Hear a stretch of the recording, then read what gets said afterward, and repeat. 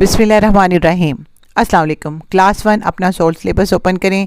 हमने पहले मज़मून और अल्फाज मुतज़ाद किए थे, अब हम करेंगे कहानी। अनवान में लालच बुरी बला है, वजाहत कहानी।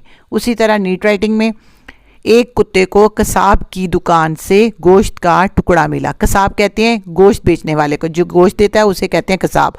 उसने टुकड़ा मुंह में दबाया और जंगल की तरफ चल पड़ा। जब वो पुल पर से गुजरा तो उसने पानी में अपना अक्स देखा, यानी उसने अपने आप को पानी में देखा। वो जब पुल पर से गुजर रहा था तो उसने देखा कि पानी में एक और कुत्ता है, यानी उसका अपना ही अक्स उसको नज़र आ रहा था। उसने सोचा कि पानी में दूसरा कुत्ता है और उसके मुंह में भी गोश्त का टुकड़ा है।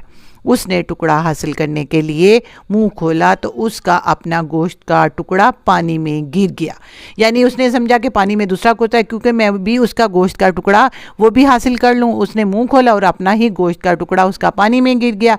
तो उसने क्या किया, उसने लालच किया ना कि मेरे एक है तो मेरे पास 2 गोश्त के टुकड़े हो जाएंगे।